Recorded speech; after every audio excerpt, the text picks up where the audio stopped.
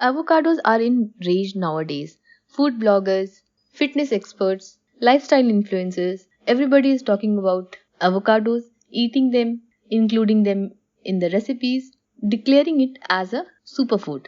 A true delicacy when just right, and now one of the most popular fruits in the US, its demand has been so high that the crop has recently caught the attention of Mexico's criminal gangs. But it's time that we know the real truth about avocados. One avocado provides 240 calories. It has high fat content. It is monounsaturated fat, which helps to protect your cardiovascular system. But you can also get that from oily fish, nuts, uncooked olive oil, sunflower oil, and loads of things. However, an excellent way of getting fat by mistake is to go on a misguided avocado binge. A review of 8 preliminary studies in 2013 found that eating has avocados may benefit the cardiovascular system, but it turns out that it was a paid review. Currently, there are no good quality independent systematic reviews of the effects of avocados on health.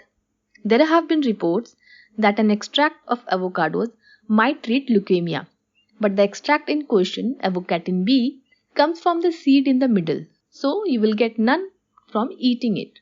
In terms of environmental impact also, avocado is no good. One report estimates that on average you need approximately 283 liters of water to produce about half a kilogram of avocados. In regions like Chile, it takes up to 320 liters of water to grow one single avocado. In contrast, for tomatoes, this can be as little as 5 liters. In the search for more water, private plantations installed illegal pipes and wells to divert water from rivers to irrigate their crops. The consequential water shortage forces locals to choose between cooking and washing, and sometimes the only option is for them to use contaminated water, leading to sickness. While the avocado trees are flourishing in a green oasis, riverbeds are dry, wild animals are dying, and many villagers rely on water delivered by trucks twice a week.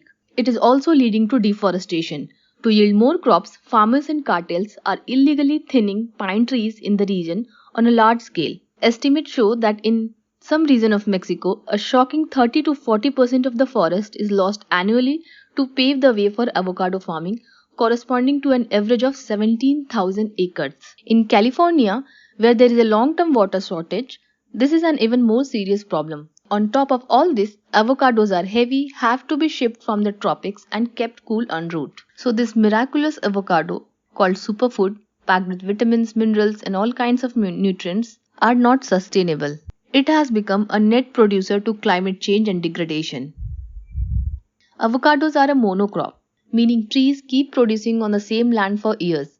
This poses several major environmental problems. Number 1, it makes the soil susceptible to diseases. 2, the soil invariably suffers nutrient depletion, requires hefty amount of fertilizer, and because avocados are often competing with other unscrupulous industries eager for land, stakeholders just assume to slash and burn depleted ground rather than put in the capital to rebuild soil.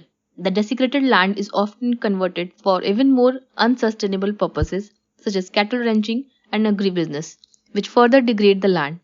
In some places like California and Mexico, severe erosion and desertification have occurred thanks to avocado farms. The US is estimated to consume up to 50 million pounds of avocados per week during 2019. That's about 8 pounds of avocados per person per year. While that might not be an alarming number as compared to average meat and dairy consumption, avocado production take up a disproportionate share of energy to produce compared to other living foods. Avocados also have a social impact. While the avocado boom has undoubtedly brought revenue to avocado producing nations like Mexico, the ramifications run deeper than simple supply and demand. Gangs and cartels, even the capitalists, demand a cut from the farmers' revenue. This forces farms to pay low wages for their workers and traps laborers in a cycle of exploitation and poverty.